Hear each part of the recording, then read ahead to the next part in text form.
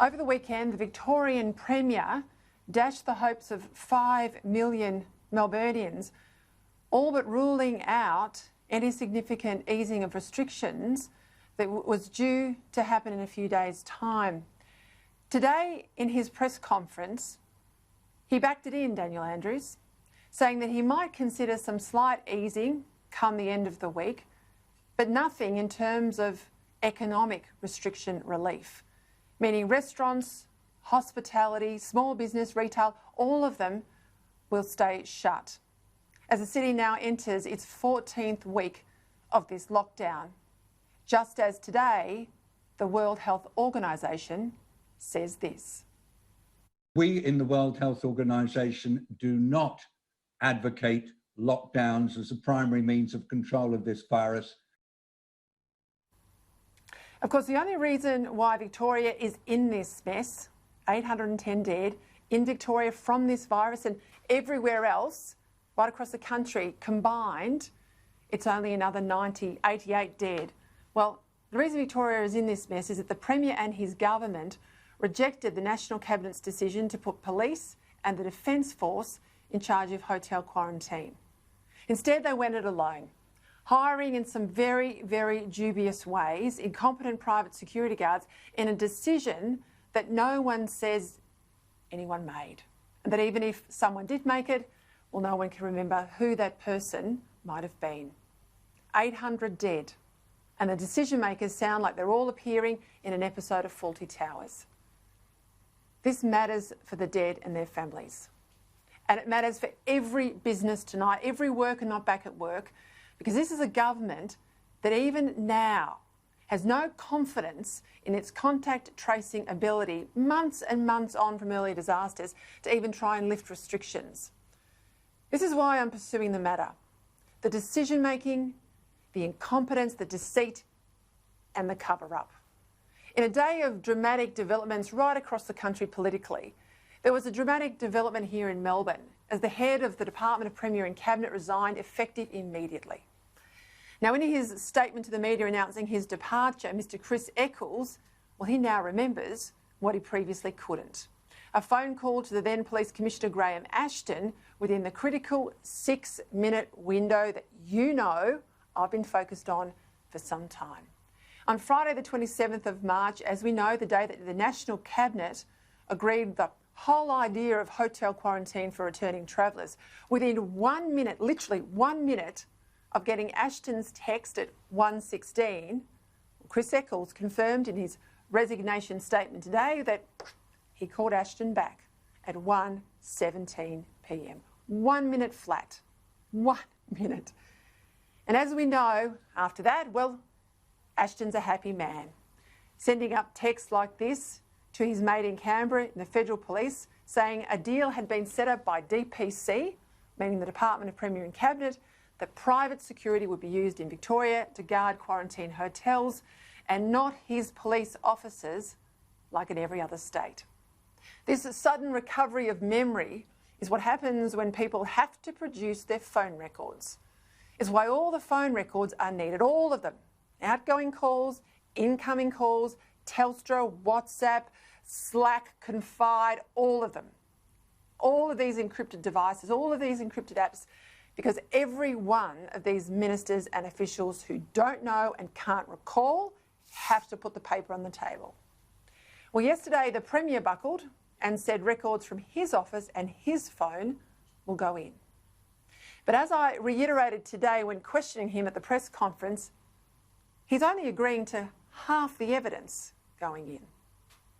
You discussed yesterday about the type of material to be provided. Because it's on request of the telecommunications carrier as opposed to a warrant, it will not and cannot include encrypted material because that's not within the scope of the telecommunications carrier unless it's warranted under federal power. Will your office willingly provide their devices? We're happy to. That means handing over fully the phones, comply with the request that's been made. As I said, Telstra or any other carrier can only provide under law, even if a Premier's asking, only a couple of texts. provided, of course, those texts have not been long deleted, and any of the numbers called. It'll look just like your own phone bill. Now, if it was a proper police warrant, it would be everything, right? It would be everything, ingoing, outgoing, to everything. But even then, and this is the real worry our security agencies have, even with a warrant, still the encrypted messages that politicians love to use, well, they won't be and can't be accessed. And while he says he will cooperate, well, surprise, surprise, very few of Daniel Andrews' ministers, their staff or even departmental heads, very few of them are putting their own records forward to this inquiry. Now, without them, you can't help but think that the Coate inquiry will be nothing more than a whitewash. What's Lisa Neville, the police minister, hiding? Where's her records? Where are the records of Simon Femister, the bloke who was creating a plan for private security hours before the Premier announced it publicly on that fateful day in March, when everyone now says there was no decision? Do they even understand how stupid this all sounds? But in addition to the recovered memory of the Chief's bureaucrat call to the Commissioner, here's what else we know today. At about midday, in his own testimony to the Coate inquiry, the now former Chief of the Premier's Department, Chris Eccles, this is back on the 27th of March, he stepped out of this National Cabinet meeting, stepped out briefly, he says in evidence, to go and get the hotel quarantine work underway. And he says he left to call the Secretary of the Department of Jobs, Simon Femister. And he said he told Femister just to organise hotel rooms and transport. Nothing more at this stage, he says, and nothing about security. But on the way out of the room of National Cabinet, where he was sitting next to the Premier, on the way out, he goes through the ante-room. And who's there but the Premier's Chief of Staff? And he says in evidence that he told the Premier's Chief of Staff exactly what the National Cabinet had just decided. Remember, this is noon, and the meeting kept going until 1:10 Remarkably, the Premier's Chief of Staff has never been called to give evidence on this.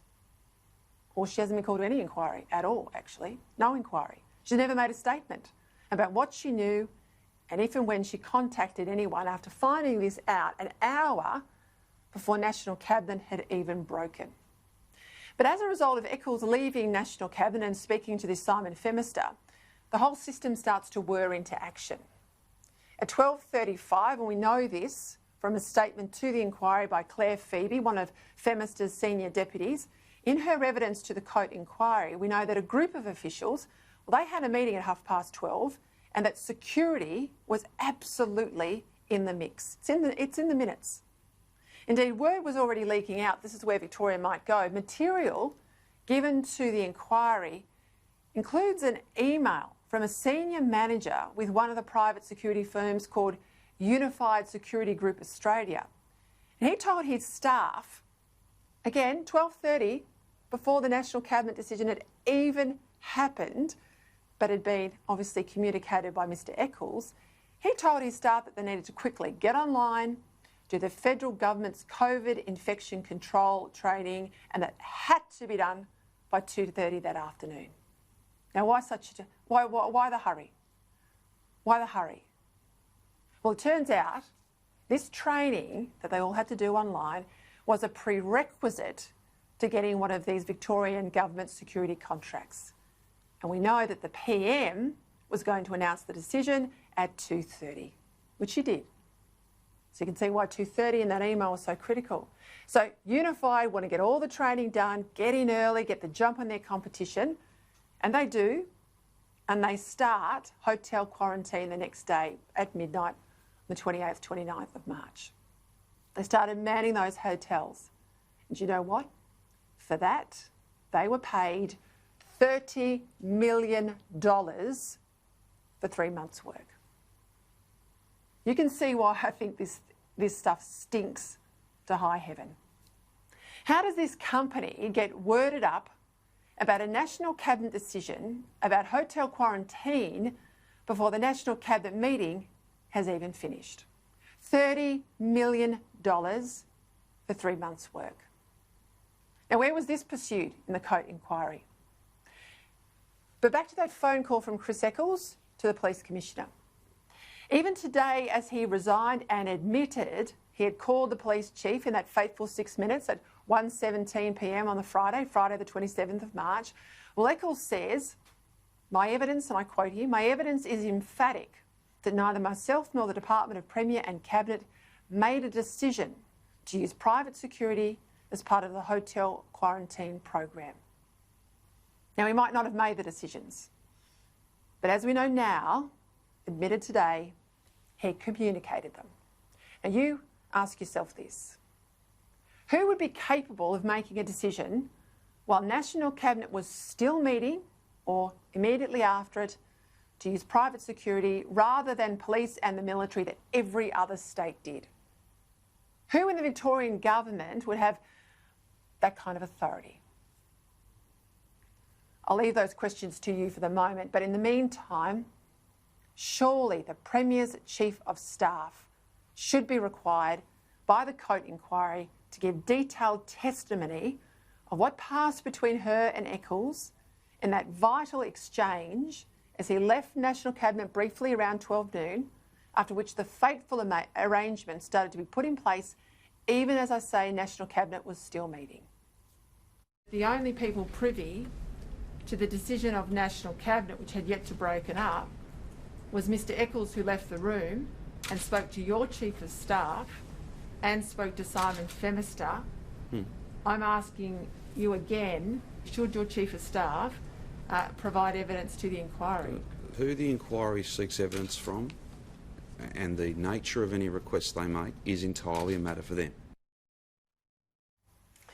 Now, the Premier, in trying to wriggle out of responsibility for this dreadful decision to use private security, a decision, let's not forget, he himself announced that same day, well, he accused me of failing to read the next sentence in his press conference transcript, which he claimed showed that no decision had been made.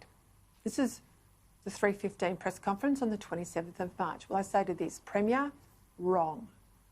Your statement, and I quote it, that sentence you claim I failed to read today, your statement is, and I quote, that I'll give you a fuller update tomorrow. It in no way shows that no decision had been made. Likewise, your insistence that you couldn't possibly have made the decision to use private security because it was, quote, an operational matter. I've worked for a leader. I've worked for a PM. Everything a leader does is operational. That's the whole point of government. And that's why the truth matters. Because without the truth, we, the voters, can't get and don't get good government. We just get this gaggle of highly paid people with amnesia who run from responsibility when their bad decisions turn deadly. And I know I speak for millions of Victorians tonight when I say enough is enough. Cut the spin. Tell the truth. Cut the spin or go. Because Victoria, this emperor has no clothes.